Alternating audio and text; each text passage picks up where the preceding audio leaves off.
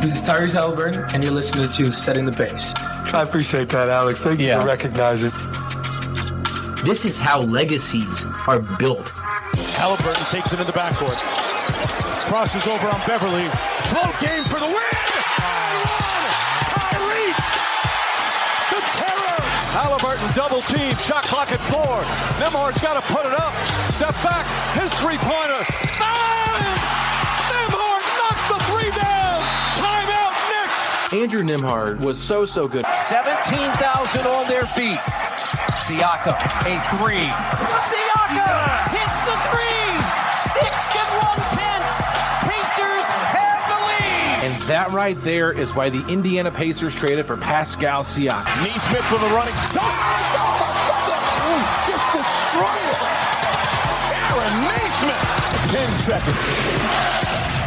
McConnell, baseline drive. Gives it up. Top it. Corner three. And rattles in.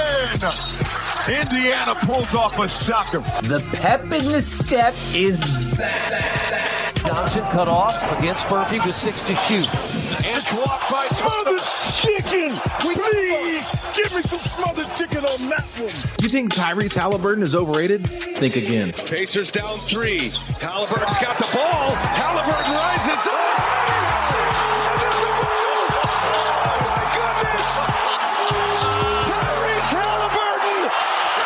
Hits a three and is fouled.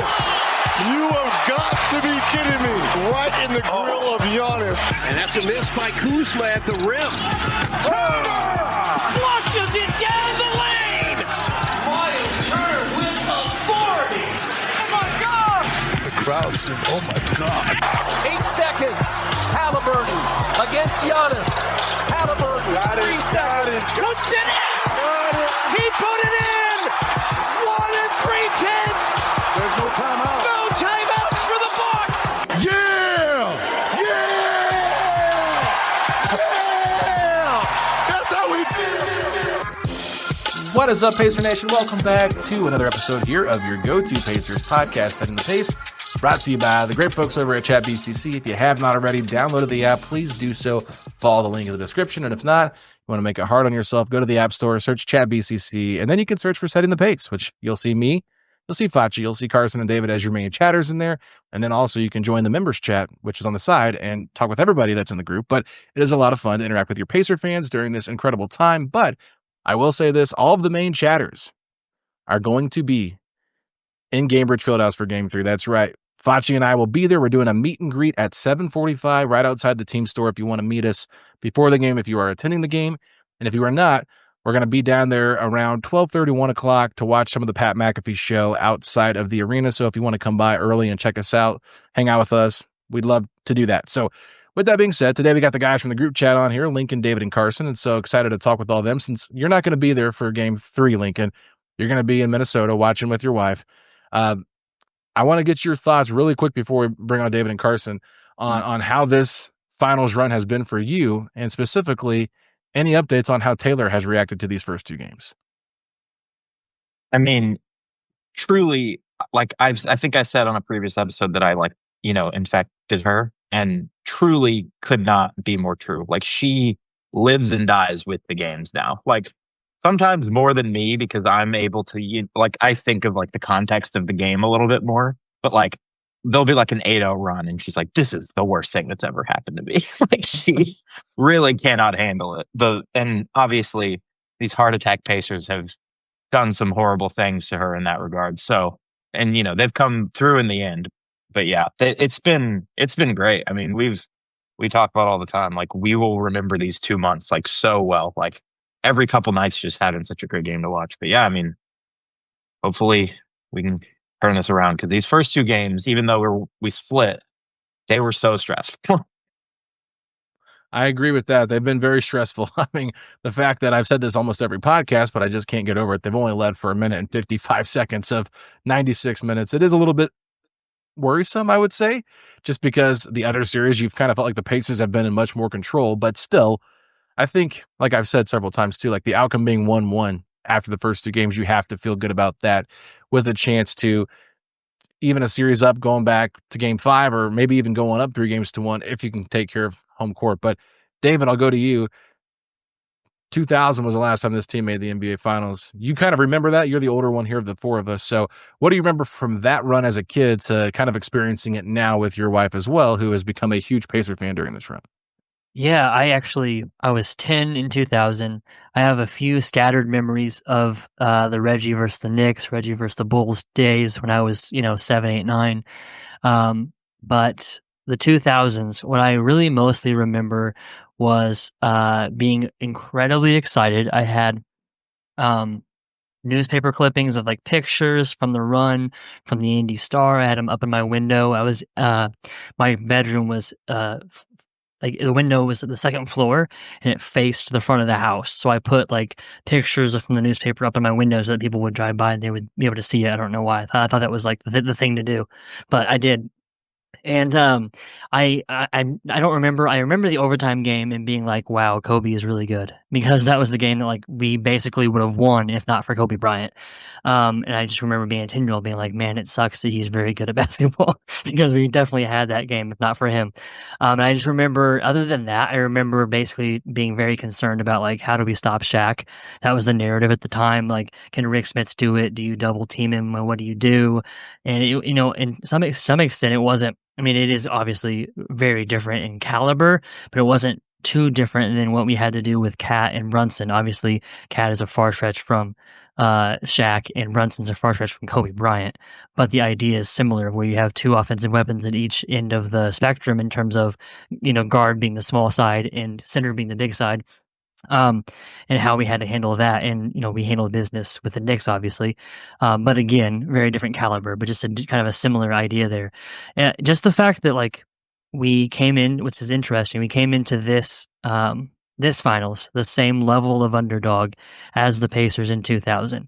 And we have a win under our belt and we got, a series lead.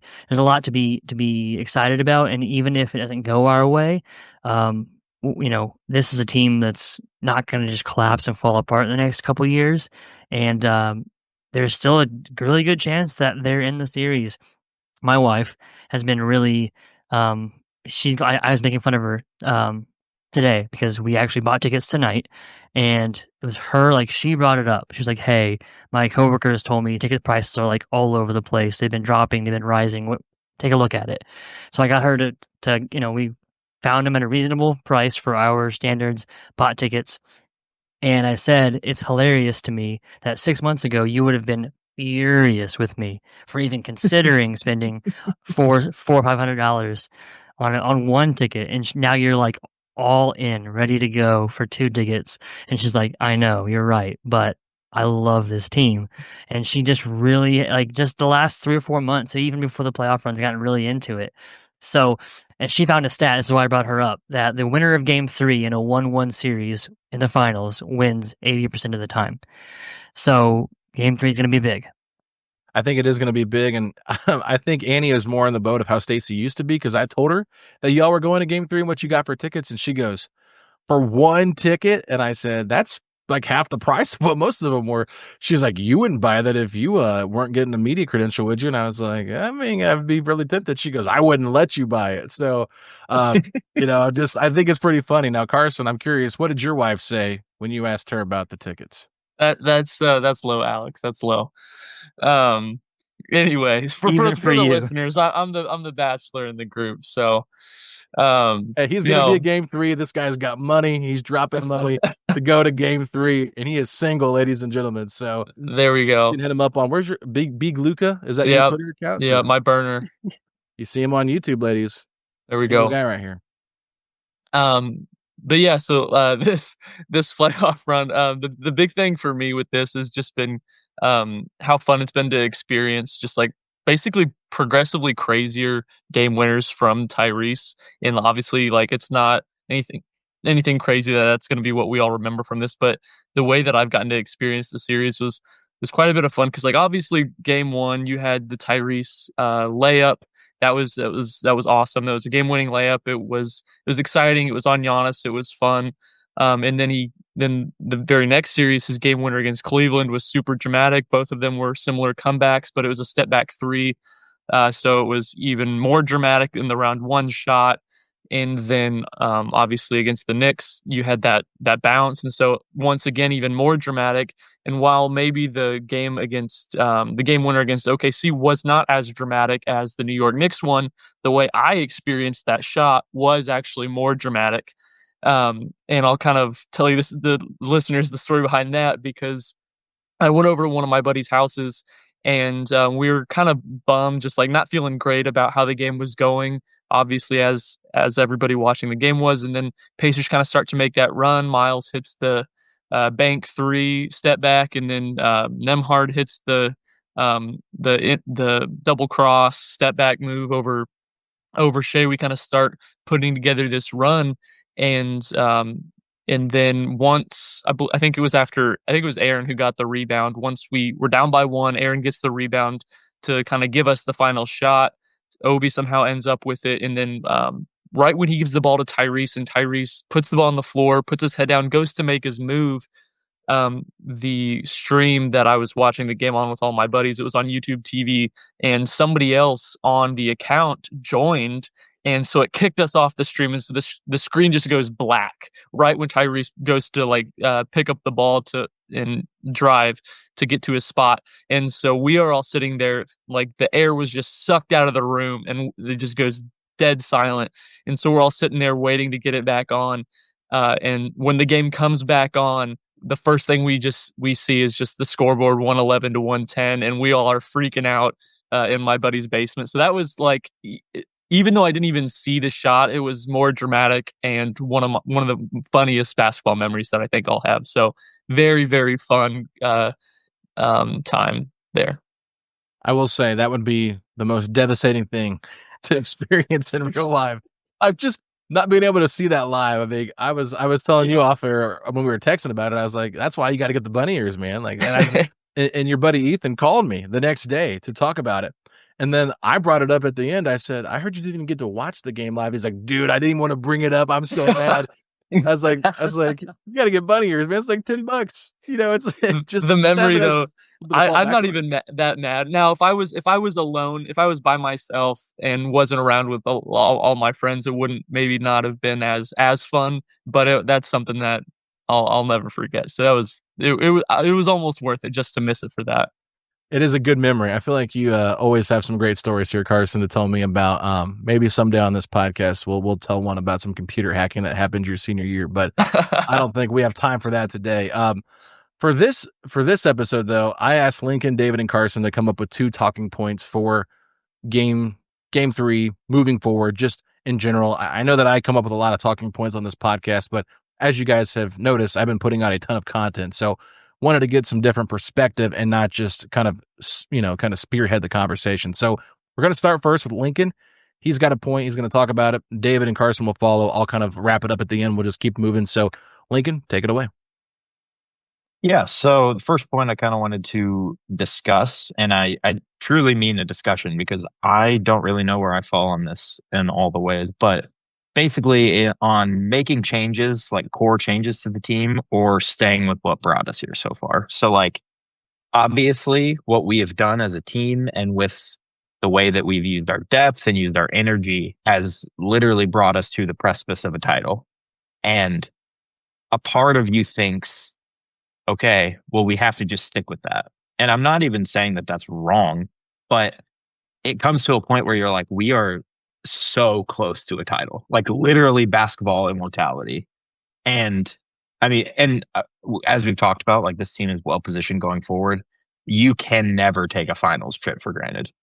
And I really do think like there's some stuff that could be against, you know, the team ethos or Rick's main mentality. But at the end of the day, like if it gets us a 1% chance higher of winning a title, like I think we do have to do that. And I mean, one of the things I was talking about is Tyrese is at 36 minutes a game so far this series. Pascal's at 32, which was kind of crazy to me.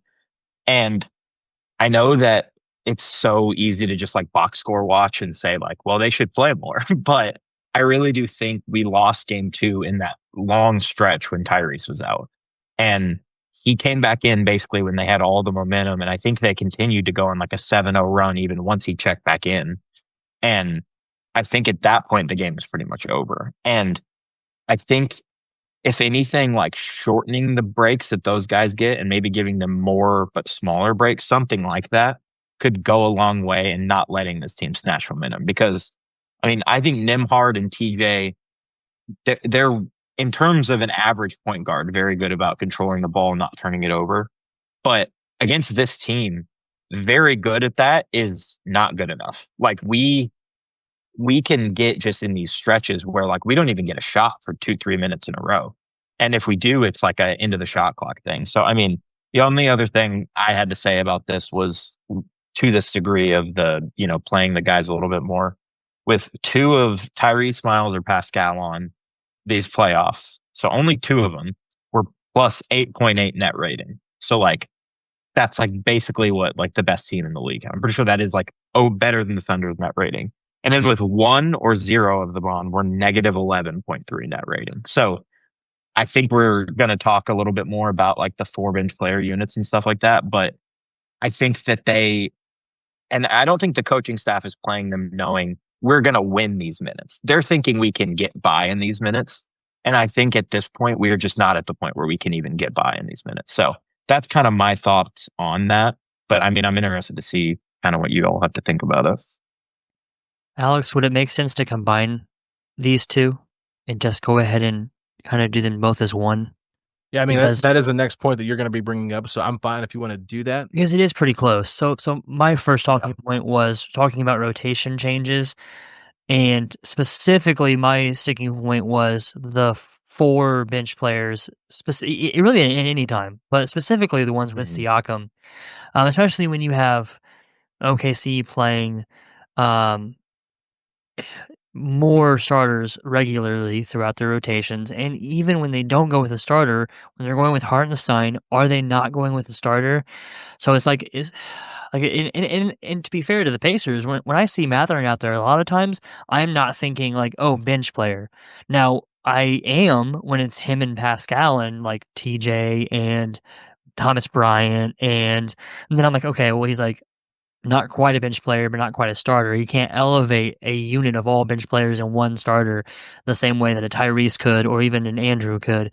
But when he's with the starters, the way that the Thunder used Hartenstein, where you have him with a bunch of other starters, because he has been a starter for a lot of the season, that also kind of hides a little bit. So that kind of like, we're a little bit all over the place, and part of that's my fault because I realized that my first point is very similar to Alex's. So I am of the mind that I don't think we need to make dramatic changes, but I do think we need to start making small changes, which is why I brought up my point of the rotation changes. So like in your conversation, Lincoln, what I would say is we do make those small changes. We do go ahead, try to get, if it takes a 38, 39, 40-minute game from, now again, you don't want to just play them 40 minutes because you want to play them more. If they're playing significantly worse along the path to that 39, 40-minute, and I mean specifically Pascal and Tyrese, and I even would probably throw in Andrew at this point, it's just because he's the best person at guarding Shai right now, or him and Aaron, but like it seems like over games 1 and 2, I would lean Andrew right now, but whatever. To give those guys that level of minutes, assuming that their level of play stays at least high enough to be better than the replacement. And that's kind of my thing, is like, I feel like we have been able to get by playing teams that are not their stamina is not what ours is. They're not these are professional athletes. I'm not saying the Knicks or the Bucks are just like slow bozos that have been eating cheeseburgers all day long. You know what I mean? But we clearly were in better shape. Could go full strength, full pace, longer, and a big part of that, especially against the Knicks, I believe, is the minutes thing. And Knicks fans know full well how Tibbs plays his guys. And if there's a Knicks fan listening to this, what are you doing, you masochist? But the point is that I think that this is what's gotten us here, and so I don't want us to go like a 180 and be like and play like a Tibbs game now. But I do think this is it. Like this is it. So if we lose game 3 because we played Thomas Bryant 12 minutes instead of playing him 6 minutes, I'm going to lose my mind and pull my hair out. You know what I mean? Like if that's the change it takes, is to give his 6 minutes, give 3 of them to Pascal, 3 of them to Miles, whoever, whatever, then like I think we do that. And I think that's kind of like why I wanted to go ahead and get my point in is like I think your talking point is a little bit more big picture and mine's more specific, but it's kind of the same thing to me and how I'm viewing it. So my thought process and my philosophy would be you want to play minimum 2 starters at all times, minimum. And I think that it's also very strategic on who those 2 people are. Like if you're like, oh, Miles is out there with Aaron, I'm like, oh, okay, but like, who's gonna create here, TJ? So and TJ has been like solid at moments. He's been bad at moments. But he's for who he is. I think he's actually played pretty well, for what you would expect out of him. But it's one thing. Like I don't think that, and I hope that Rick knows this. He's not an idiot. Like he's a very smart coach. So I'm not saying this to be like, oh, Rick, what are you doing? But we're not going to win an NBA Finals because of TJ McConnell and Thomas Bryant playing all of a sudden like starter level players.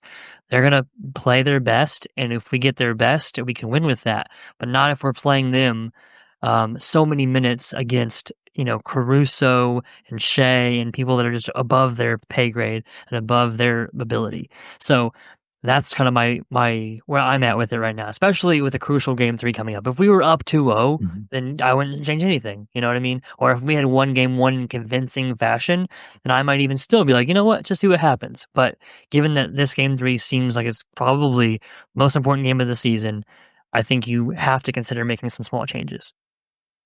Yeah, I think the big thing there is just like context is everything, and like looking at the differences between these series, because like who are we kidding? The Milwaukee Bucks, we can run them out of the gym because they have Superman and then like no bench. They hardly had a fourth and fifth starter.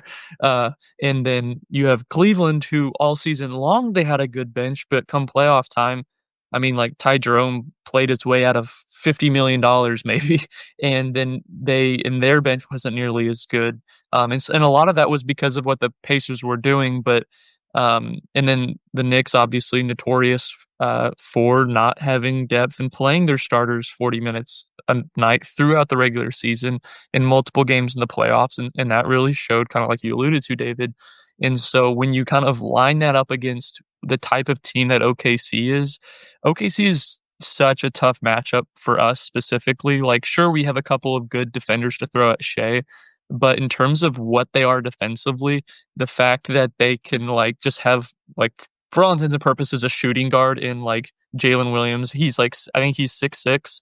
Obviously his wingspan is insane, but then like Alex Caruso, the fact that they have multiple shooting guards, backcourt players who can guard Pascal Siakam, and they put him on Pascal Siakam to like start quarters or to start games and stuff. Like that makes it very difficult for us. And so when you just like look on the depth chart, just the roster 1 to 10, you're like, man, like at any given point in time, they have so many like guys out there who are might just destroy you. In last game, it was Aaron Wiggins' last game, and so at any point in time, you just don't really feel great about those like TJ, Shet, Thomas Bryant, like those minutes where you don't have a single starter out there. So I do think for that reason, it's like you can't, like, sure, that's what got us here, but there's a reason it got us here. And the reason isn't because those guys are just phenomenal NBA starting caliber players who can play with any 5 in the NBA. It's because they are good at their job, and their job is to beat your average other second unit and even average playoff second unit, which they did. But OKC is a different animal. I mean, like the media's given them the props that they deserve. This is a pretty historic all-time great deep playoff team. I mean, they have the stars, they have the depth, they have the defense, they generally have the shooting. And so I think you kind of have to look at that and take that into consideration when you're thinking about what can we realistically expect these guys to give us. And really at the end of the day, like, this is what you play for. And so if like there really is no reason, like I would hate to lose a game because you're like, Thomas Bryant, save us. For me, I would much rather lose a game because Tyrese Halliburton is getting held off the ball by Lou Dort and can't get freed up to shoot the ball. It's like if we lose because we needed Tyrese and Pascal to be, we needed our best players to be great, and maybe some games they rose to the occasion, maybe other games they got affected from one thing or another. I would much rather lose with the game in the hands of Tyrese and Pascal and our starters than I would because Thomas Bryant was playing 15 minutes or TJ was playing 20 minutes or whatever. So I think the fine line there is just acknowledging that this OKC team is a different animal. Yeah, just a couple of things here to kind of piggyback off what you guys are saying. You look at the Pacers, they're kind of, they've been given this, reputation as, they got so much depth on their roster. Well, you look at OKC and it's like, hey, they don't have that much depth compared to OKC. I think if you're looking at benches, Indiana would gladly trade their 5-man bench for OKC's 5-man bench. And I would even go out on a limb and say, I think OKC has 7 starters on their roster, with Caruso being a starter, in my opinion, because I think he could start on a lot of teams, where I think Indiana's probably at 5. I would say Mathurin can be a 6 kind of guy every once in a while, but he's too inconsistent for me to consider him as a guy that could be a starter. So you're talking about playing versus a team that's got 7 starters on their roster compared to just 5 for Indiana. And that to me is a little bit worrisome.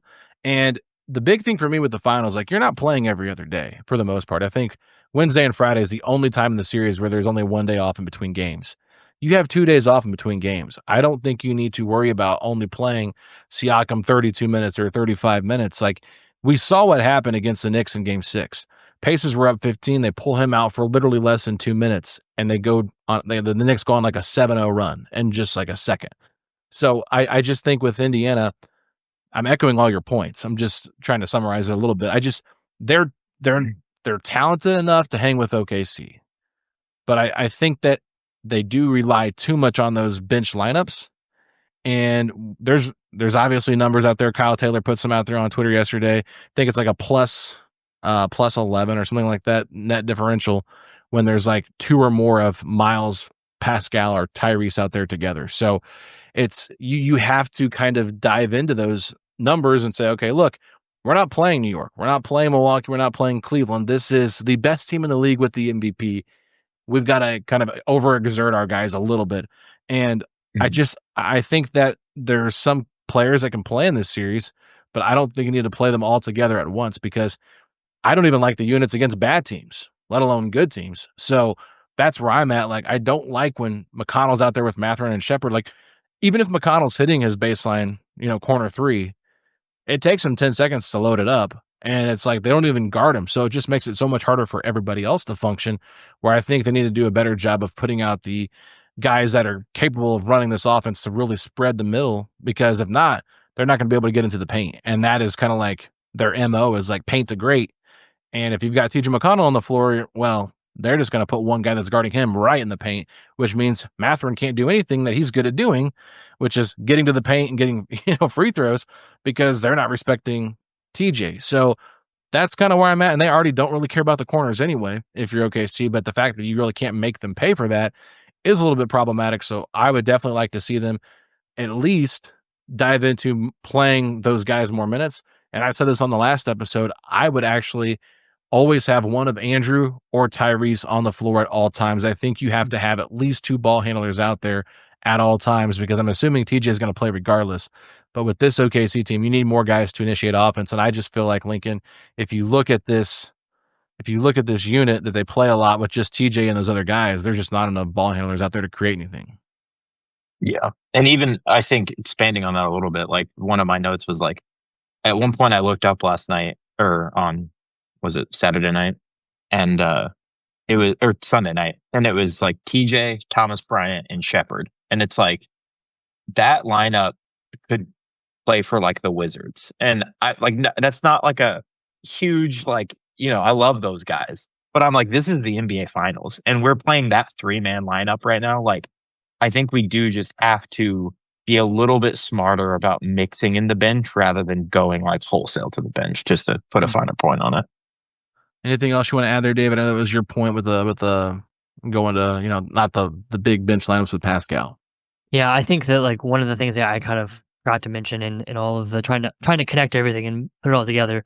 I think what I've settled in on is that just because of the scoring with the bench units, I would actually probably separate Tyrese and Pascal and put Tyrese with Miles and Pascal with Andrew.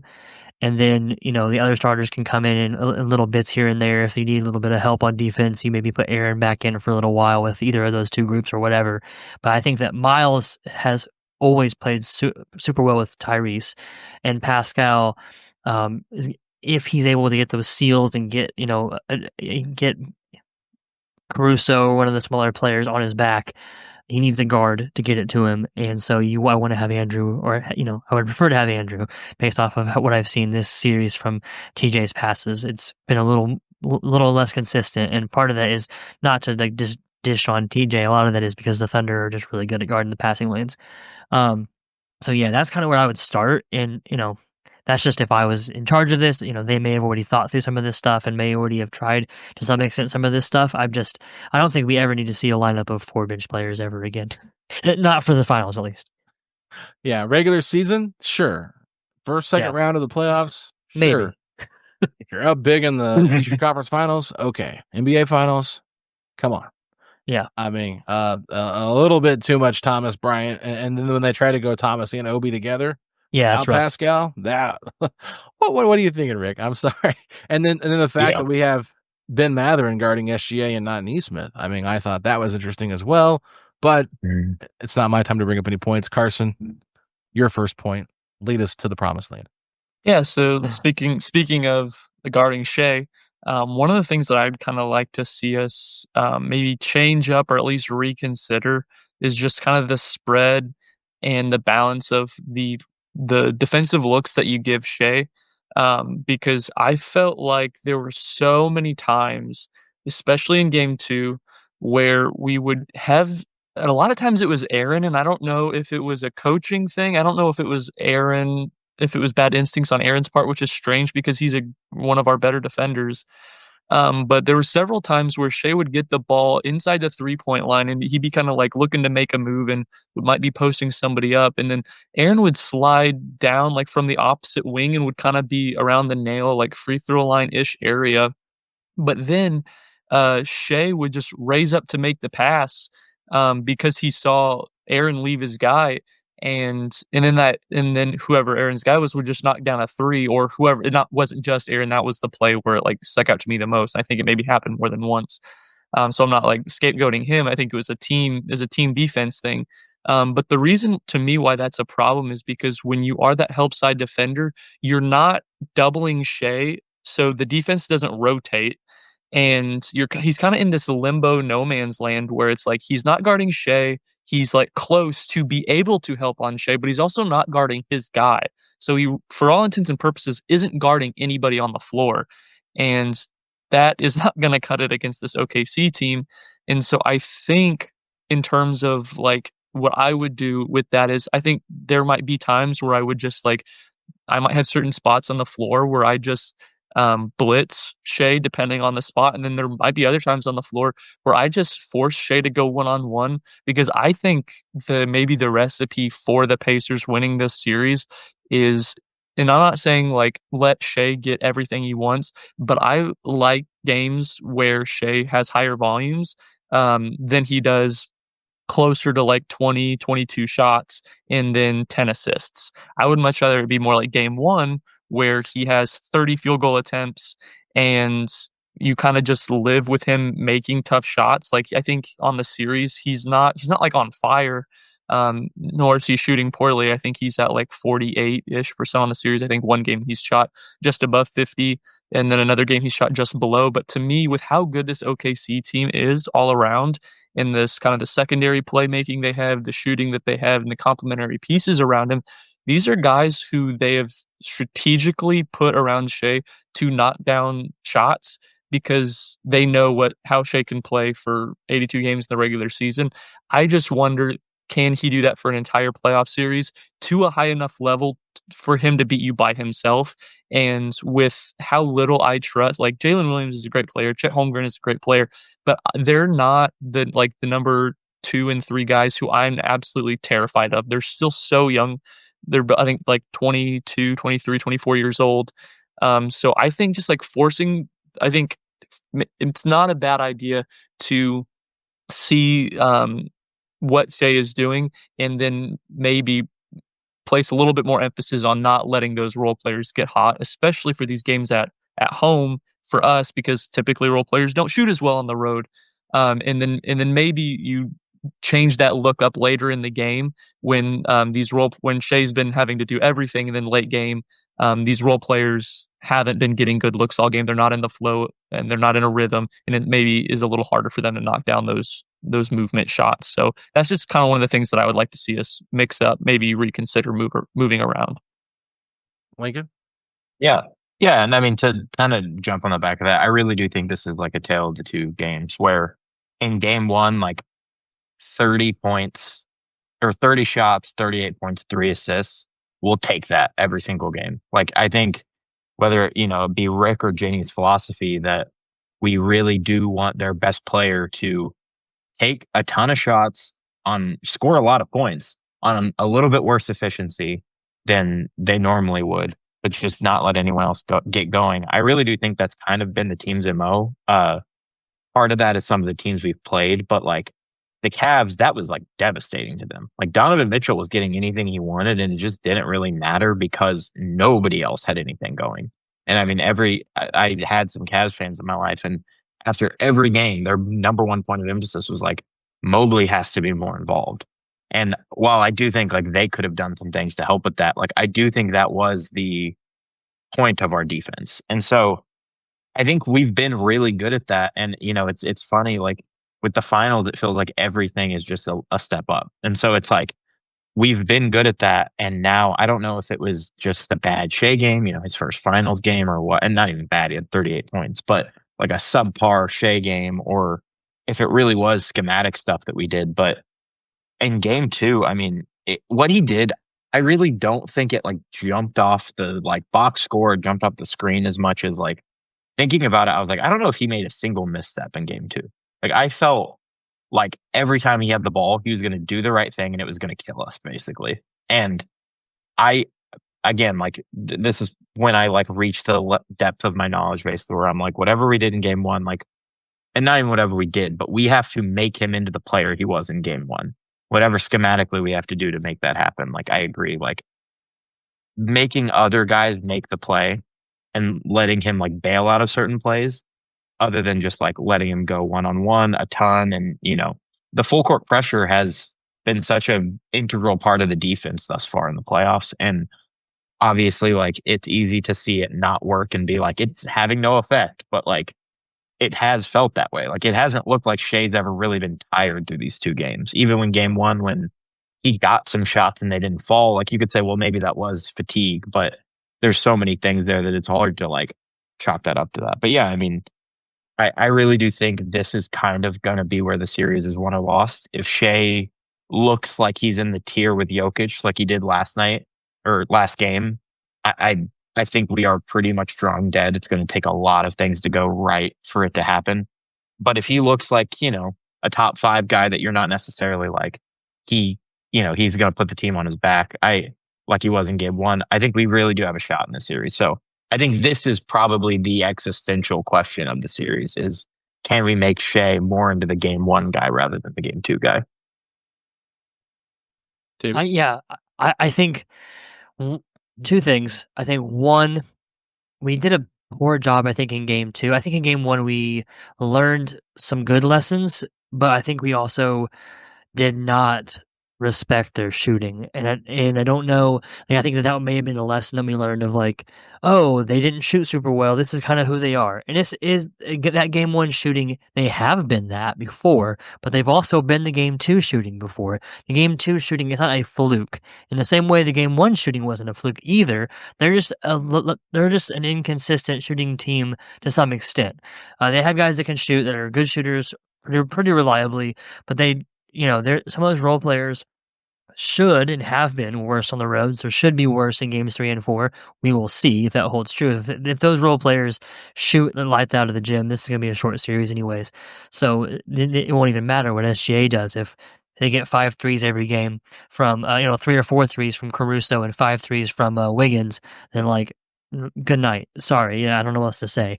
Because if we have to stay home on those guys to the point where SGA can just cook all game long, then he'll have 50. So one of the things I think that we, for whatever reason, decided to help off of shooters in game 1 to help SGA, and it didn't like bite us in the butt so much, and so we didn't adjust. And then in game 2, when it started to bite us in the butt, either we did not or could not, for whatever reason, adjust soon enough to really fix it. So I do believe that Rick will do whatever. He's not going to be like, just, yeah, cool, I'm fine with Wiggins having 15 points off of just threes. I'm fine with, these people that average 12 a game scoring 20 something, I'm fine with the Thunder having the 4 leading scorers in the game. Like, he's going to make adjustments, I think. And so I think, and I do think part of it is just as fans being patient and realizing like they had a good shooting game. They're not going to have every game go this way. We're going to make some adjustments as well. One of the actual things that I noticed that I think must be a schematic thing that we've decided to do, but I think we should change, is going over on every screen. Now, I'm talking about specifically when SGA draws a screen from whoever. Doesn't really matter, even who. But Hartenstein, obviously we know how his screens were in game 2, especially. But the fact that I heard multiple Pacers players in the media day today talking about his screens, I think that they will have practiced for that, and they will have some approach. Whether it will work or not, we'll see. But it felt like they were screening a lot higher, and we were going over them still. So then he gets a little bit of separation, SGA does, and he has a lot more landing strip, basically a lot more space to just kind of get a head full of steam and go to the basket. And their offense, when it's at its best, works a lot how ours does, where their point guard in SGA, if he gets into the paint and has options, he will find the best option and it will crush. The same way that if Tyrese can get close to the paint or a foot in the paint, he will find the best option and crush them. So, like, the fact that they're able to torch us, I think, is a credit to how good they are, because we know what they're trying to do and the fact that we do that a lot. But I think that it just, for whatever reason, we decided that we're going to go over every time because it works so well on Brunson. And Neesmith especially is so good at fighting through screens. But when you're going over screens at a point on the field where the player that is taking the screen will not shoot that shot, or at least won't hit very many from that far out, like, then we need to rethink why we're doing that. In so many of those times, you could have gone under the screen gone under the screen, and then you cut him off. And if he shoots and he hits a shot from 5 feet, 6 feet behind the 3-point line, like, good game, man. Like, he made a crazy shot. Like, and even if that's Tyrese, I'm still saying let him have that shot if I'm the defense. Even someone that I know can make that shot, because you have what you're doing for the offense in terms of getting it going, getting things flowing, getting the ball moving, getting role players hot. Like, that effect is way more than just a made deep 3. So, like, give up that 3. If he makes it, great. If not, that's what we would expect, probably. But if he makes it, at least he's not getting other people going as well as himself. Yeah, I mean, I want to piggyback off that, David, because I've heard a handful of podcasts talking about how the Pacers were going, over the screen instead of coming under the screen. And I don't understand why they were doing it so much, especially when they were setting the screen so high. I mean, if you go back and look where they put those terrible NBA Finals trophies on the court, right, on a TV screen, that is where they were setting their screens to start out. So, I mean, you're talking like 10 feet plus behind the 3-point line, and the Pacers are fighting over those. And I thought one thing SGA did a really good job of, too, is splitting the defense, or splitting the defender right there. So if Obi's hedging or Tyrese is hedging, just like splitting that real quick. So now you got 2 guys on your back. And now the Pacers are in scramble mode, which kind of make them feel like, oh, now we got to help out at the nail. We got to come over here and cut this off. And that led to so many open shots from so many different people. So there's just so many different ways I think Indiana can defend better. I don't necessarily think or know if playing the full court defense, the full 94 feet, if that's actually a good idea for this team, just because of how well they're able to kind of set these screens and so many guys can handle in the pick and roll situation. This isn't like just one guy can do it all. Like J-Dub can do it at times. They can do inverted pick and rolls here at times. I know Chet and Hartenstein have good chemistry together as well, like with the double bigs being able to pass to one another. So that to me is maybe something I would look at too, just like, hey, let's try to find a balance here of like what's going to actually slow them down. Because yeah, it's great if they can start with like 17 seconds on the shot clock to start their offense, but if they can get right into it on one action, then he really didn't do anything to to keep them from getting to where they wanted to. And then in game one, I mean, I think SGA realized like he had to be better, and I think they did make those initial screens further out to give him more space, because now you're giving him all this room to operate, and that just like that's scary in itself, because he just knows how to hit all the right spots at the right time, and he's going to make you pay for that. But like I think it was Tim Legler and Adam Mares were talking on their podcast, and they were talking about how like SGA is not a good pull-up three-point shooter. Like his percentages are not high on that. So it's like you play the percentages and say, you'll live with that. Like I think Zach Lowe said, like, you can't stop everything, right? Like with great offense, you can only like stop so much, and you're trying to like limit what they can do. And I think that could be something that is beneficial. I liked when they went in zone for a couple of plays.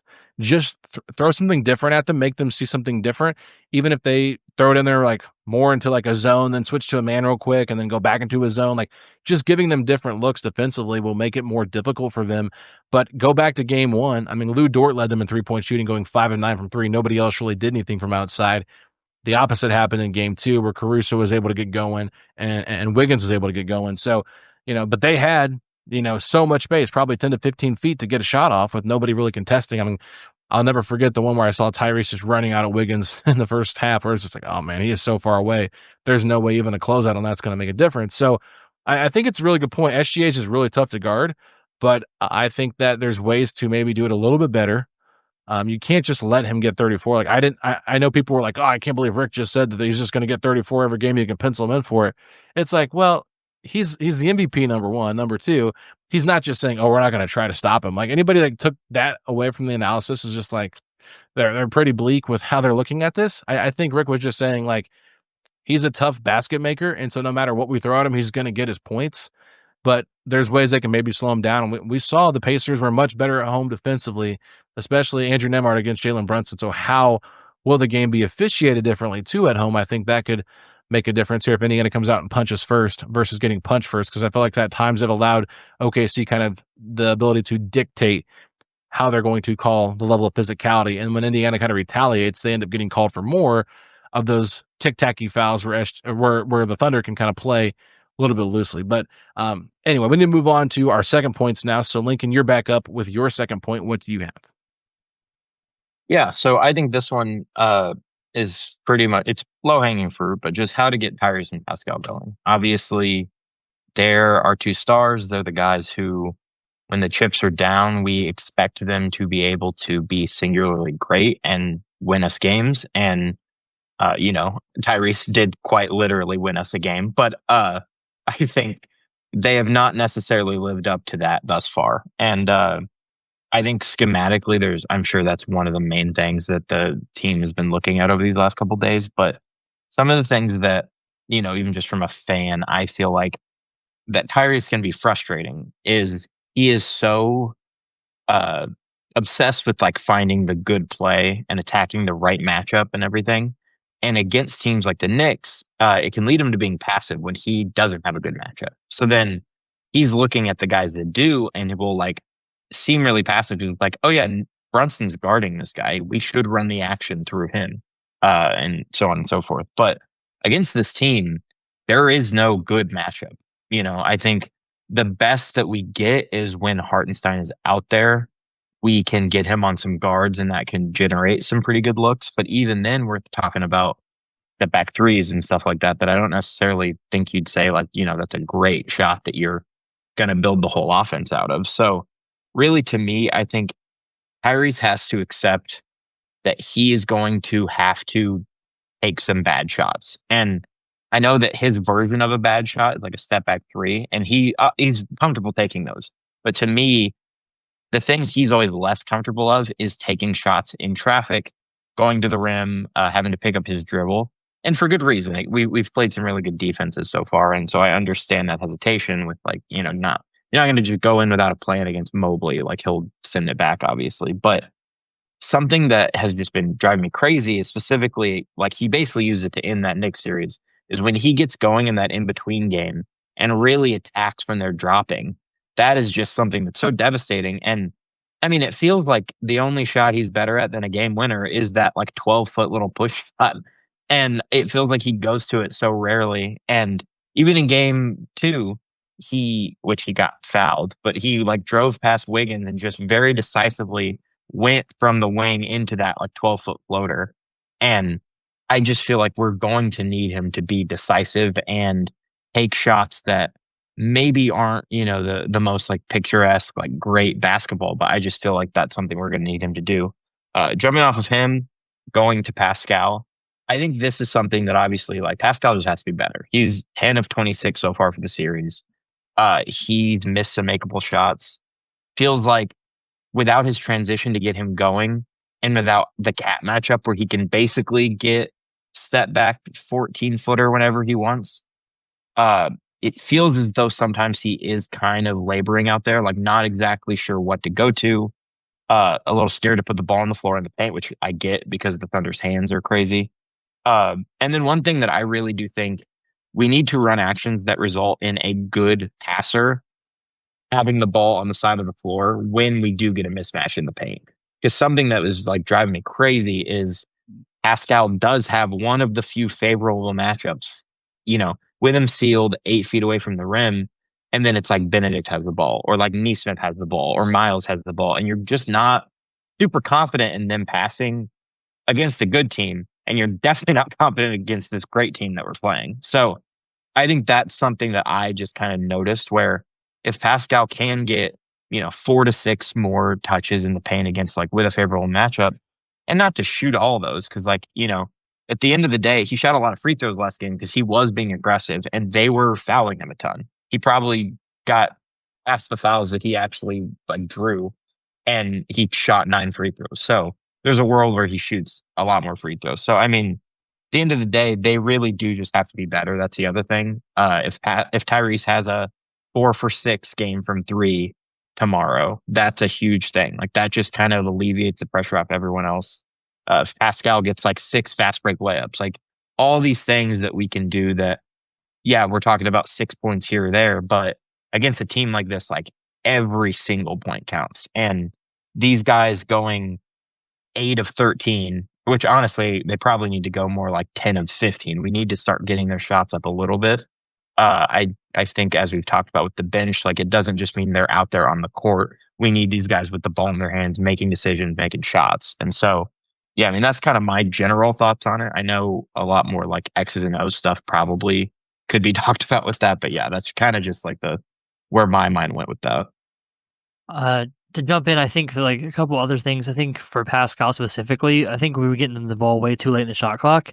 I think he isn't the kind of player that, from what I've seen at least, in his time with the Pacers, he's not the kind of player that you can just dump the ball off and be like, okay, you have 5 seconds, good luck, like, get us a good shot. Like Tyrese, I trust doing that. Like Andrew, I could trust doing that. Occasionally, someone like Matherin or even McConnell, but Pascal, he likes to go to work and be more methodical and use those like weird magic moves that he has to just find open spots and like bump a guy just the right way. And I just think something happened game 2 that just like he was out of it. I think that like after that the chair got pulled on him, I think that he just like was so uncertain. And so I think part of it is getting him the ball earlier in the shot clock, which I know that's easier said than done, but I think that's something that needs to be a priority. I also think, in terms of talking about the physical defense that we're facing, one of the things that I noticed in Game 6 against the Knicks, there was a couple of times in games like 3, 4, 5 where Knicks players were grabbing or holding or something like that. There's a picture that's been going around of Brunson reaching out and grabbing someone's jersey. I don't even remember who it was. And what I saw in Game 6 was a lot of times when that would happen, like Game 5 was the game where Bridges like literally bear hugs Tyrese, but Tyrese just stood there and was complaining to the ref. In Game 6, it happened again, and he like tried to run out of it, and then he almost fell, and the ref was forced to call it. And I think we need to do a few of those things more. I noticed at one point in Game 2, Caruso like just grabbed someone's wrist and held him back. But like the Pacers player that had their wrist grabbed, I don't even remember who it was now. It was probably TJ. Sorry, I think it actually was Tyrese, but I'm not positive. Either way, he just like slowed down. But we need to I'm not saying we need to sell it, like we need to flop. We don't need to throw our head back like Jalen Brunson, but we need to do something to draw the attention to the refs. Instead of just like standing there when we're fouled or grabbed or like if Pascal is being held, if he's trying to seal a player, but he can't seal them because he's being held or grabbed, then he needs to leave that spot. And when he leaves, that grab will be more apparent because they'll grab jersey or they'll grab body. His body will move in a weird way because he's being held onto. So it's like if we're just gonna stay there and not move and not be working on offense, they're not gonna notice some of those things. They're not gonna call those things. We need to make it obvious and make them call it. Those are the two big things I think for Pascal that I noticed. I'm sure people that know basketball better than me will have a lot more specific things, I'm sure. So I think just generally shooting better, but also like getting the ball sooner will be the two things that I would say. For Tyrese, I think a lot of it is just like an attitude and mindset. I think some games he comes in with a killer mindset, like just ready to kill. In other games, he does not. And I think game 1 and 2, game 1 is the first game in the finals. Like there's some jitters, there's some whatever else. He's acknowledged that multiple different times, multiple different ways. And I think game 2, for whatever reason, he just was not in the. I don't know if it was headspace. I don't know what it was, but I think if he comes out and is aggressive from the jump, and if that's a focal point of the last couple of days of practice, then I don't think we need to really do a whole lot else. He's shown that if he works for it and is willing to take less than ideal shots, like those mid ranges that he's been hitting, the push shot that you mentioned, Lincoln, I think he went 3 of 3 on those in game 2. And now, granted, who knows if the Thunder were kind of like we're up by 20, we can ease up a little bit. But he was being more aggressive and attacking, and even if he misses a bunch of those shots, that's what I want to see. We're at our best when he has 20 plus points, and so you can't not have 20 points and then also only have like 4 or 5 assists. So you got to get going on the shots and going on the points and being aggressive there to draw in the defense, and then you can start spraying and finding open shooters. And I think our role players, our shooters will just shoot better at home. We had a pretty poor shooting game in game 2, and if some of those shots aren't going down, then the floor might start to open up more for Tyrese as well, right? If Miles is hitting early and Aaron's hitting early, then they kind of have to stay home a little bit more, and they can't double and swipe when Tyrese drives, right? So I'm not sure if I left anything else for you, Carson, but good luck. No, I definitely covered like the big picture stuff. But one of the more like kind of X's and O's things that I would like to see us get into, and I mean, I'll be honest, like I don't know what the specific nitty-gritty coaching stuff looks like behind the scenes of an NBA franchise. Like I don't know how long it takes to put a new like offensive plays. I mean, part of me is like, oh, it's kind of late in the season to be making adjustments and certain changes, but then another part of me is like, Rick is a genius coach. Like these are really smart, talented basketball players. I think they can figure something out in a couple of days. But one of the things that I'd kind of like to see more of is multiple on-ball screening actions, specifically kind of like more like Spain pick and rolls, because I feel like we have really good personnel for that, and I don't know why we really don't run it that much. And the reason why specifically I want to see more of that is that brings 2 more defenders into the action, and that essentially makes it so that there's 2 more guys who have to make a right decision all at the same time, and to get 3 defenders all making not only a good, but making the same decision of who to cover and where to switch and where not to is very difficult to do. And basically I feel like a lot of our actions is just like, all right, do this, do that, do this, do that. And we get into this like very formulaic, and a team as good and as smart and as versatile as OKC, I think they can figure that out pretty quickly. But if they're having to choose between like, oh, Tyrese has the ball, he can kick it to anybody on the floor, and then like, oh, is Miles, or say Tyrese brings the ball up and we bring Pascal and we bring 2 bigs, Pascal and Miles, into the matchup, and that means that we have Hartenstein on the perimeter. Like, who's to say, like, they're not really necessarily going to know, oh, is Pascal going to be the guy going to the rim, or in Miles popping, or is Miles going to be cutting down the lane to get another poster dunk, and then Pascal's going to be popping to the top of the 3-point line for that shot. And what that also does is, with that specific lineup, if you get the ball to the corner, like, I guess on one side you have Aaron, who's been obviously a great shooting in these playoffs. But then if you say you have to kick the ball over, say that's not there, and you have to kick the ball over to Andrew, and you have Pascal going to the rim, you have kind of linking what you were talking about, is that you have a good passer on the wing / on the corner looking for Pascal, who gets the steal maybe on a smaller defender. And so there's a lot more, I feel like, in actions like that can go wrong.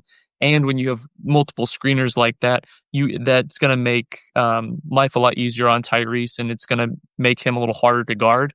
So I know that's like one like more nitty gritty specific X's and O's thing that I don't really understand why they haven't gone to as more. And when I say more, I mean like ever, because I really do like our personnel with that. Because and you can even run it. Say you want to run that, like you can bring Aaron into that that popping position. If you run that Spain pick and roll, you can run him, you can run Aaron, so he sets that back screen, and then pops to the 3-point line. You can run it with Tyrese and Andrew, and then one of Miles or Pascal. It's like we just have such great personnel to do that, that I really, really like. And we kind of did something similar to it. It wasn't that exact set, but it was more of like a pitch. I think somebody maybe pitched it to Miles, and then Miles gave it back to Tyrese, and then it was Ben Shepherd who came up past the free throw line. And by the time Tyrese got the ball, he had already started getting downhill, and Shep set that back screen to free up Tyrese. I think maybe he got a dunk on that play, and that was like one of the only looks where Tyrese had any breathing room inside, and it was in an action, albeit not a Spain pick and roll. It was very similar in nature to what those types of actions accomplish. It's 3 guys involved. They all have to communicate in that center area of the floor that's well spaced.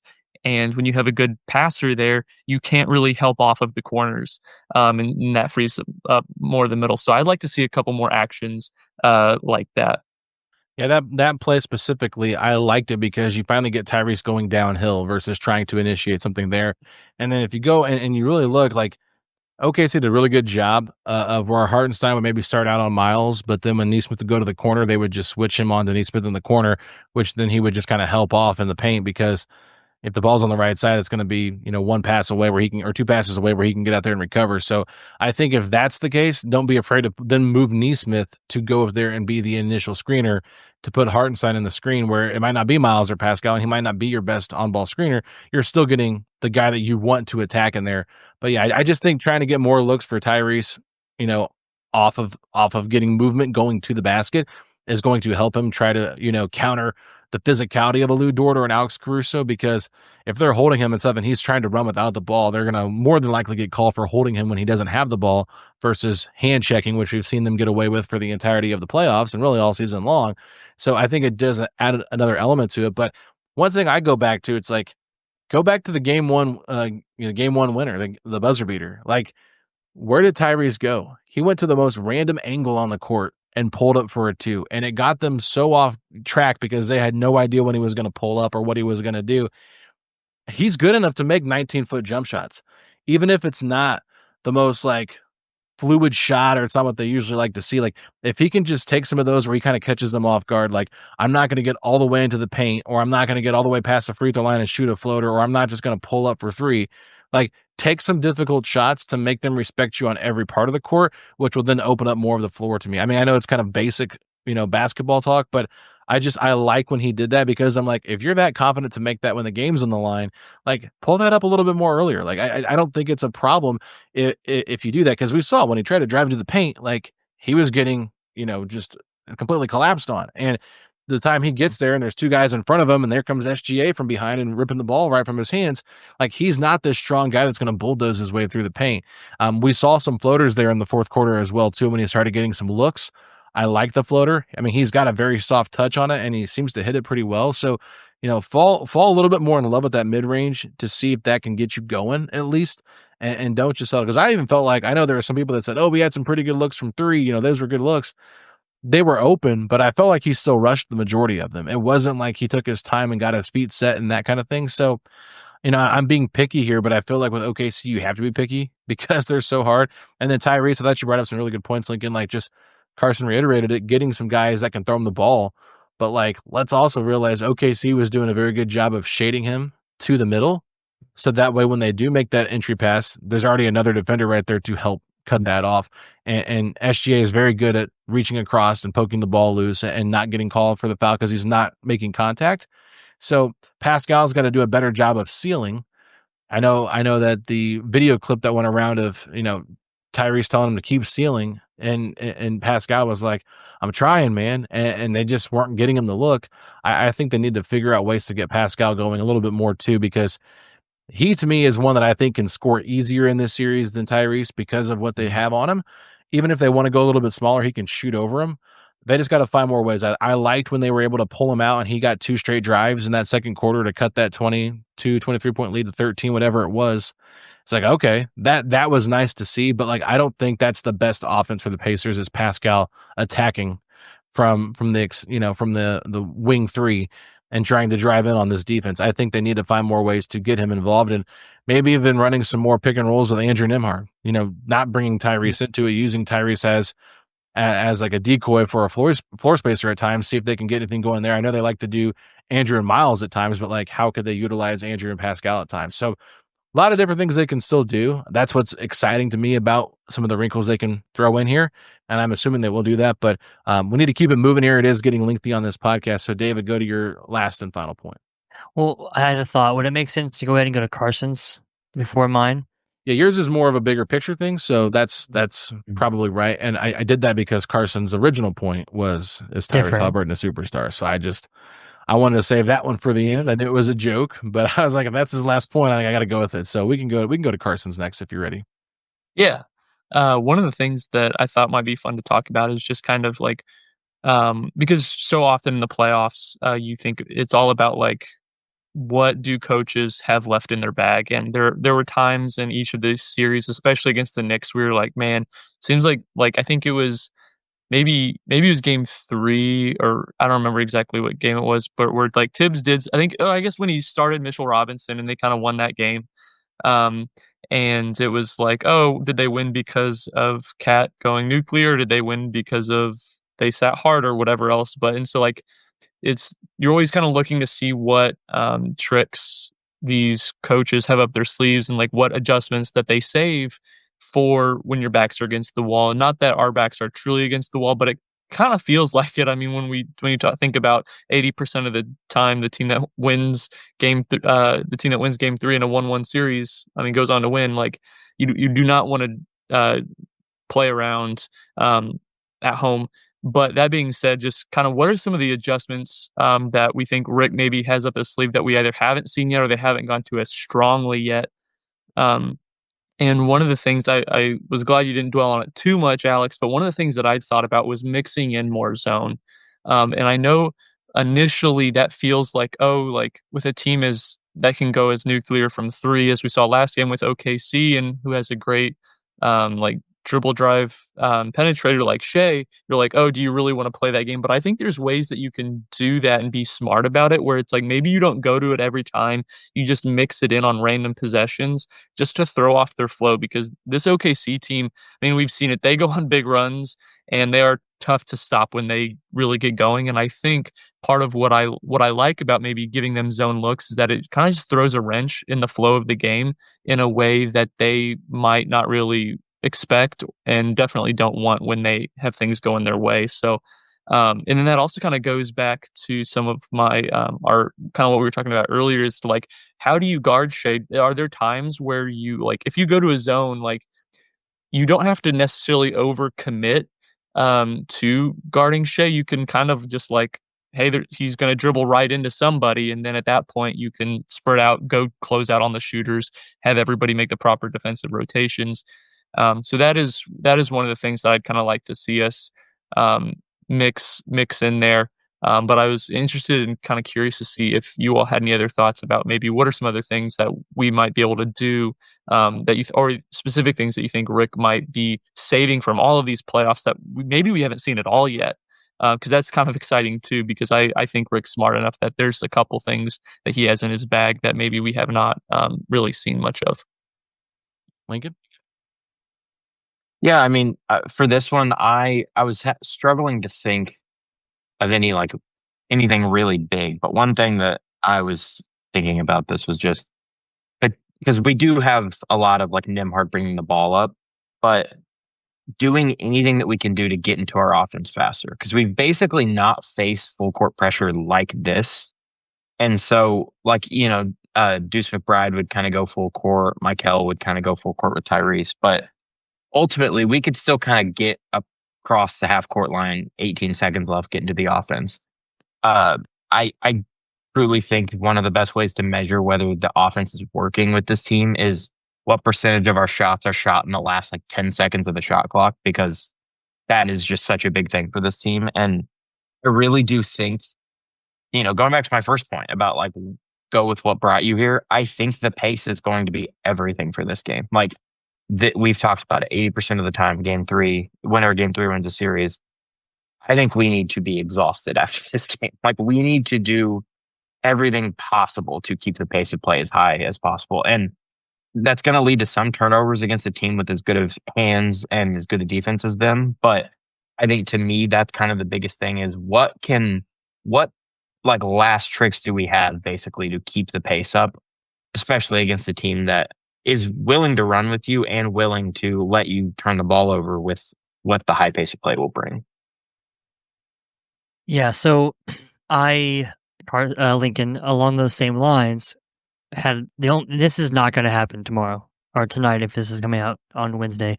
This is not going to happen in Game 3. But my thought process was like this: what adjustments could Rick make is basically the question. As someone who does not know basketball nearly well enough to be able to be like, oh, I think they're going to make this really specific whatever.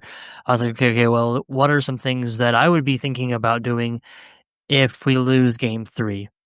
Or if we maybe even lose Game 4. So this could be like a Game 4, Game 5, almost a desperation kind of thing. Probably the kind of thing that if we see, we're like, well, we're probably going to lose anyways, so might as well throw something crazy at the wall.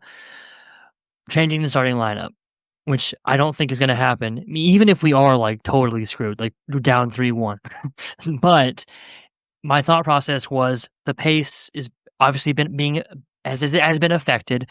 At times we're playing too fast, at times we're playing too slow. Clearly, that's been a problem the first two games. So my thought was, what can you do to fix two problems I've seen? One is the pace, and two is these bench lineups with the start with 4 bench players. And you can change the starting lineup, put a starter on the bench. And the only person I could really think of that would help that is Miles. And you guys know me, and if the listeners don't know me, I'm an incredibly big Miles fan. I've been on the Miles side of the Turbonus war since it started. And you were right. And I ended up being correct. It was whatever. I won't gloat, but I was correct. You were also correct on something I've been messing up on a lot recently. You texted me about it. Oh, yeah. I didn't address it in the last episode. I forgot. But the Pacers did have 2 games in a row they did lose with Tyrese Halliburton. Back in, I think it was February. They lost on the road against the Lakers and then came back 3 days later and lost to the Knicks. But Miles was not healthy in that. I was going off of what I heard on the radio. So anyway, you brought up Miles and I was like, I forgot to bring that up. So it doesn't matter. And of course, David loves to be right. David's very argumentative. So if he's right, he'll let you know about it. So I'm giving him the opportunity here to gloat for a little bit. I don't need to gloat. I was just trying to help you out. That's all. No, so in this regard, yes, but I mean, other times, I think the point yes, sure, yes, that's true. It's fair, fine. The point, the point of losing back-to-back games. That's part of why I'm going to Game 3, not Game 4, is that we don't lose back-to-back games. We haven't lost back-to-back games with Tyrese in the lineup since February 10th. So, and I think it's and even then, like you said, Miles missed one of those 2 games. So maybe both of those games. Both of them. Yeah. So even still, does that even count? Maybe not. I don't know. So, but my point was, if you're desperate and you want to fix the pace, want to try to fix these bench lineups, you would trade out Miles. I would assume for Obi, but I think you could also make a case for Benedict, depending on what lineup the Thunder have on the floor. My case for Obi would be like it fixes the pace issue, and then you have him like whereas in some of those 4 bench player lineups with Pascal, if it's like Pascal, Obi, TJ, Mathurin, you're like, okay, Shepard or whoever else is the 5th, you're like, okay, what is like who's scoring here? Obi cannot create for himself. Whereas if you put Miles in with the bench group, then you could leave because like especially in the first quarter, they usually leave Tyrese in for like the first 10-ish minutes of the first quarter. And then they pull Pascal out, and then they put Pascal in when they have the full-on bench lineup later in the second quarter and maybe even the end of the first. So you just change that a little bit. And, like, it isn't a demotion for Miles because here's the thing. Miles played 3 more minutes, I believe, in Game 1 than Obi, and he played 8 more minutes in Game 2 than Obi. And part of that was because Obi was good in Game 1 and bad in Game 2, and part of it also was that Game 2, the numbers were all skewed because we benched everybody with a few minutes left. But I would assume you still play Miles more than Obi. You just start the game with Obi to try to set the tone and set the pace. It's more about starting off. That's the other thing, too. It's a third problem we've had. Our starts have been really bad. 20-point quarters in both games. And then we finished the half with 45 in Game 1 and 40 in Game 2, right? So, like, just, like, really, really slow starts. And I think that I have faith in Game 3 that Miles will help us and he'll be better in Game 3. And so that's why I don't think we need to do this yet. But my thought process was, we've had slow starts. The pace has been a problem. And then I'm not a fan of these crazy bench lineups. Whereas swapping in an Obi Toppin for a Miles, although it makes your starting 5 worse, I think it helps those 3 problems specifically. It is a crazy thing that I do not think Rick will probably ever do. If he does do it, it's a Hail Mary, like we're screwed. I'm going to try something crazy. But I think it is not as illogical as it sounds when I say I'm going to start Obi Toppin over Miles Turner. I think it like actually when you think about it, there's some things in there that you're like, okay, I can see the logic behind it, even though it is kind of crazy. Yeah, I mean, I don't know how I feel about that specifically. Because OB to me is so streaky, right? Yes. If we're playing Minnesota, we're at home, right? Like sit Miles down, don't even need to play. Obi's got just play Obi Toppin and nobody. The 4 of us. Just to kind of throw my thoughts in on some adjustments, because I know Carson, you brought this up. The Pacers have been so bad in transition against OKC. I mean, they just can't play the style they want to play. And so, to me, could they make an adjustment and say, OKC is not a great defensive rebounding team. Could they send all 5 to the offensive glass and just say, look, our initial shots aren't falling, but hey, if we crash the glass and we get the rebound, we might be able to get on the foul line or maybe score some more. Like, I don't think they need to do it all the time, but like if they realize like we cannot play our pace because they are keeping us from running our pace because their defensive transition or their transition defense, is better than our transition offense, then we got to find a way to counter that. And I think that could be a way to do it because like we saw it on that one possession, I think it was in the second quarter, Indiana had like 5 offensive rebounds in a row. I think it did result in a made basket or a foul at some point, but it was just like you heard the crowd like moaning and awing for OKC. And they were up like 20 points at this point. I was like, okay, come on guys, relax. But if that's a place where they can beat them, especially if they don't want to play the double big lineup as much, like they're still playing it some, but not that much, right? Because they're starting Chet, bringing Hartenstein in for Chet, and then maybe playing them a few minutes. They're not going to have a lot of big guys out there. So if you can say, hey, we're just going to crash the offensive glass, maybe there's a wrinkle there. I'm not saying I love that idea, but I think it's worth at least being adventuresome and trying it. The other one is, and I hate that I'm going to say this, and he's going to play great in Game 3. Do you pull TJ McConnell out of the rotation? I hinted at it earlier because he makes it so easy to guard Indiana offensively with how good their defense is. If he doesn't have the ball in his hands, even when he does against this team, I just don't know how impactful he's going to be. So that's why I'm thinking maybe you play an 8-man rotation, you pull TJ out, you probably pull Thomas Bryant out, or maybe even Shep, you limit some of his minutes and just go really heavy with Nembhard and Halliburton at the focal point. Try to get Mathurin going a little bit more. Please do not play Mathurin on SGA anymore. I think that's another adjustment I would do.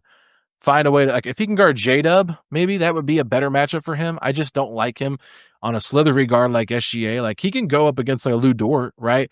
Because Lou Dort and him are friends, and so he'll take it personal, like he'll want to be invested. But like, he cannot hang with SGA, especially when it comes to screen navigation. It's like if you get hung up on a screen trying to guard Dort, hey, by all means, we'll let Lou Dort shoot and beat us if that's the case. So I think those are a couple of things, but I know this was your point, Carson. So if there's anything that we've said that you would like to respond to, I would love to hear your thoughts. Yeah, no, I think the TJ thing is definitely kind of where I might be looking to go, especially if we drop this game and it feels like you've generally been outplayed in 3 straight games. Because the big thing too is there's a couple possessions where the ball, like when TJ's on the opposite side of the ball, where his guy is literally like in the middle of the paint. Yeah. And it's not like he's like ready to make. It's like they don't have to make a rotation over there, and it's at that point you are basically playing 5-on-3, because at that point it's like you can recover on the other guy, but you don't have to recover at all on TJ, and so it's not necessarily 5-on-4 basketball. It's even worse than that. And just because of how crowded the floor is, especially the middle, and even with what TJ does bring you in some of those cases where like, oh, it's like he might have one of those like 5-for-9 games where he scores 15 points and he has 10 from the field and maybe hit a 3 and 4 middies and or a layup and a couple of free throws and he gives you that. But like OKC's fine with that. They don't care. Like that's not what they're concerned about. And so even best case scenario, it's like there's not really a universe where TJ at his best is the reason we win a game against this team. Now against other teams, like against the New York team, I could see it against Milwaukee, against literally so many other, maybe 29 other teams in the NBA, but not this team. And then the last and the other thing that I want to bring up is, and I think it was Zach Lowe maybe pointed this out, but it felt to me that in game 1, Rick going back and trusting Obi and trusting Ben after slow starts, it kind of like, and I was glad that he pointed that out as somebody who has such a big platform, because like it was something that I noticed too, and I was like, man, this is the biggest stage, and like we don't win game 1 without Obi, and so it's like the fact that like Rick gave confidence to both Ben and both Obi, I think could be big. And so that could maybe point to some things that he maybe has up his sleeve. I don't know what they might be, but it wouldn't surprise me, at least that if in some scenarios, if Rick was like, you know what, against a very specific matchup or a very specific lineup, maybe Rick says, you know what, they're going to put so-and-so player on Mathurin. We're going to take the training wheels off totally and going to be willing to let him go to work in a way that we really haven't seen him do on a consistent basis, just because he is trying to adapt to our offensive system. And so I think we could possibly see some of that.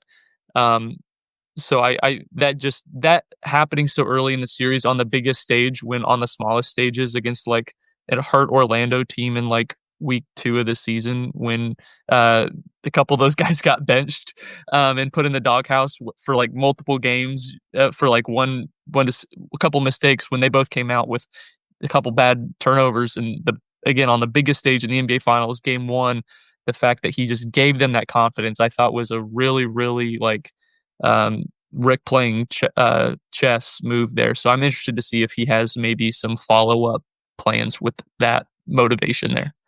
Yeah, I think there's some really interesting stuff there that they could do. I really hate that Jarris ended up hurting himself against the Knicks, because I do think he'd be valuable in this series because of his length and his ability to shoot. And he's a pretty good passer. I mean, obviously can be a little loose with the basketball sometimes, which could be problematic in this series, but that does bring a question to me, Lincoln. I want to get your thoughts on this. I mean, this is just me thinking right now in the moment. The Pacers do get desperate enough. With Jarris out, would you consider Johnny Furphy at all for any rotation minutes, just because he can cut, he's long, he's a good rebounder? I mean, if you watch him play at all, I mean, the guy can rebound the basketball. That's one of his best attributes, right? It's going to be a wrinkle because OKC's not going to be ready for it. I mean, we saw him play Tony Bradley against the Knicks. I don't think anybody expected that. So, yeah, Johnny Furphy, any chance you could see them going that desperate for it?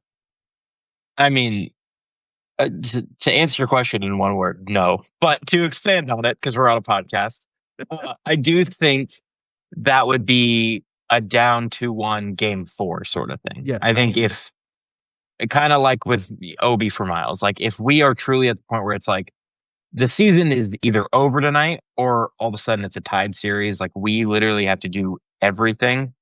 I mean, I think Rick's honestly done crazier things. I don't think that would be unbelievable. I mean, I say that. I would probably use unbelievable as a word if I did see Furphy check in the first quarter of the finals game. But yeah, I mean, I say no, but it could happen. David was laughing at me as I was bringing this question up, so I'm assuming David's just going to be right on the same wavelength with Lincoln there. I love Johnny Furphy, and I'm so excited for him as a Pacer, his future. But the answer is no.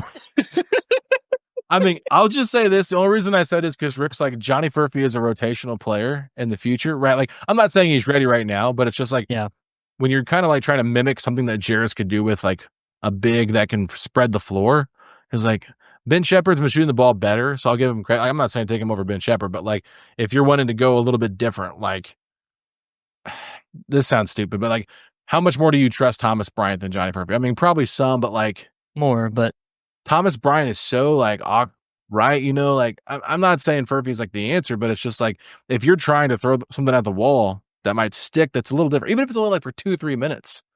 I could see it being kind of like where we were forced to play Ben Shepherd against the Celtics, and I was like, oh, that kind of like actually was okay, you know. Yeah, I could see that where it's like, well, we're backs against the wall. We have this option. It didn't seem like it would be good, but like, let's try something, and maybe it's okay for a little bit. I don't know. I don't see it like changing the series, but I'm not saying you were saying that either. But no. Yeah, I think that like it's a fun idea. It would be so exciting if he got in and like hit a big shot, and you know, it made some. I would be losing my mind, but I don't think it's gonna happen. If it happens, you heard it here first on Setting the Pace. Nobody else is talking about Johnny Furphy, so. But that's probably going to be a great way to end the podcast. I think that we've talked a lot about different points we can do. I guess the best way to end it would be Game 3 predictions. So Lincoln, David, Carson, we'll just go in the order we kind of went in for our points. Give me your Game 3 predictions. What do you think, Link? I think, you know, this is the optimist in me, but I think we're going to have one of those games where at least, let me say, we have a half where it doesn't really matter who we play. We have like a 60% from 3, just kind of everything's working. And it gets a little bit closer because it's really hard to do that, especially against a team that's good. But, you know, I think we have like our most convincing win of the series, even if we do go on to win. Maybe like that's only 7-8 points, but something like that. Okay. David? Yeah, I think we win. I think that I've said it before, we don't lose back-to-back games. The Thunder lost by like, what was it, by like 40 to the Timberwolves? Is that the team that beat them by 40? Yeah, they like, were this 40-point game. Yeah, like, I mean, this is an amazing Thunder team. This is an incredible Thunder team. They're also really young, and there are people, we haven't even talked much about them specifically, but like, you know, all it takes is you have a combination of Chet, J-Dub, Wiggins. I'm trying to think of the other person that played really well against us in game 2. Like I have faith that Caruso and SGA will be really good. Hartenstein will probably be about what he has been the first 2 games. But all it takes is for like 1 or 2 or 3 of those younger guys to have an off game, to be more like they were in game 1 or worse, and we win this game easily. I mean, just assuming that a law of averages, that we play up to what we usually do at home, that we have a bounce back game, that we fix some stuff, we clean some stuff up. I'm not just saying that like if we just walk out there, we can waltz to a victory if they don't play great. But assuming that we fix things on our end and they come back down to earth a little bit, which they have been known to do, I think we should win this game. And if we lose this game, we still have game 4. And we've done well in long series before. We won a game 7 in the Garden. So, you know, if you're a Pacers fan and you have heard us mention this 80% statistic of game 3, the winner of game 3 wins 80% of the time. I am not, if we win game 3, I'm not going to be like, oh, we just won the finals. And if we lose game 3, I'm also not going to be like, we just lost the finals. Now, if we go down 3-1, it's a different story. Or if we go up 3-1, that I will probably start allowing myself to think we have a really good shot at winning the finals. I will not be like, oh, it's over, we won. So my prediction, We're gonna be in the building. I will not jinx it by saying my record of playoff games or anything like that. My record is 0-3 of watch party games. So it's not a watch party; it's an actual game. We're gonna win. Carson. Yeah, I'm gonna stick on the optimist note just because last time I was on and we did game predictions, I predicted a win and we won, and I believe we even won in the fashion in which I predicted it. So I'm feeling pretty good staying on that side. But I do think I think so. I'm predicting a win, but I'm going to predict it differently than how Lincoln predicted it. I think it's going to be a very tight game. I think it's going to be a stressful game.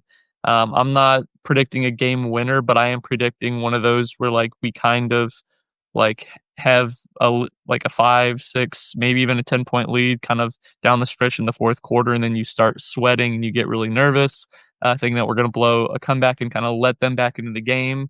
But I think we pull out a win tomorrow night in a fashion that we that was not just by the luck of a Tyrese Halliburton shot where we led the game for 0.3 seconds. I think it's going to be by far the most competitive game of the series. It's going to be tough, right? Like there's the optimist in me that wants to pick them to win. There's also this part of me that says, oh God, how are they going to win this game when they've not really played that great against them in the first 2 games? But they've been great at home and they haven't been great on the road. And I keep kind of hanging my hat on that. I would disagree with David, though, that if they don't win game 3, they can still win this series. I think they have to win game 3 and game 4 to win this series. I don't know if they can win another game in the Paycom Center. They've only lost 2 games, all playoffs long in that, and they've been on buzzer beater shots from Aaron Gordon in game 1 and Tyrese in game 1. That to me scares the crap out of me. I think they're too good at home. Maybe in a game 7 in the finals, they have a little bit more pressure on them, but still, I mean, they handled business against Denver in a game 7 when there's a lot of pressure on them. So I do think they're going to win game 3. And I'm not sure. I think I'm probably more on the boat where Carson's at in terms of how close it's going to be. I think that they could like watch OKC end up missing like a game-winning shot. Like that's how close I think it will be. But yeah, I'm very confident that Indiana will respond. They've done that every single time that they've lost. And they were so bad in game 2. Let's be honest. Like that game was never close. Even when they felt like they had some offense going in the third quarter, they got outscored in the third. Like they were just bad in every area. And they've been hearing a lot about it in the media. And I think Tyrese is going to have a good game. I'm not expecting a 30-point game from him, but I think he's going to be much more aggressive, which usually leads to us playing better. So that's kind of how I feel about it. But it's not going to be easy. But I still think they're going to win. So I do feel like it's funny that we're all picking the Pacers to win, especially against the Thunder team. But maybe we're just optimistic. Maybe we're just hopeful. But it's going to be rocking in Cambridge. And I do think that the fact that they've never been in this spot in the postseason so far, they've always had 2-0 leads. I think they do feel their backs against the wall. And the last thing I want to say, it's kind of annoying me when I've been hearing different podcasters say this, like national ones, like, oh, if OKC wins game 3, they're going to be smelling blood in game 4 so they can close this one out in game 5. It's like, well, you think Indiana's not going to smell blood in game 4 if they win game 3? Like, why can't it be roles reversed? I don't understand that narrative at all. Like, Indiana could smell blood and say, hey, we can defend our home court. We're going back to OKC with a 3-1 lead, just like we've done against New York and same thing against Cleveland. So I don't know. I think Indiana's a little bit better than maybe some people are giving them credit for. So with that being said, that is our predictions. That is our game 3 kind of preview here. Did we come to your last question again, David, or did we not go back to it? We did not. It's fine. It's been an hour and a half, man. We're good. I know. We'll save it. That's actually a really good off-season question, too. It is, yeah. So we can definitely come back and touch on that. We've talked so much tonight, I couldn't remember what order we were in, so I do apologize. But anyway, it's been a lot of fun. Hopefully you guys enjoyed this. If you listened the whole way through, thank you for making it this far. Please follow us on Twitter at PacersPodSTP and leave us a 5-star rating review on whatever podcast platform you listen to. Thank you so much for those that have responded. I think we got about 20 or 25 over the weekend, so thank you guys for doing that and getting us over 400 rating and reviews. And I did look today on the basketball popular shows. We were actually in that algorithm there. So on Apple Podcasts, if you go look at basketball popular shows, Setting the Pace was in like the top 50. So really cool to see. Make sure you guys keep downloading these episodes, listen to them, share them with friends. It's a great time to be a Pacer fan. And with that being said, we close this show out with those 3 words. So Fachi, hit us with it. Let's go Pacers.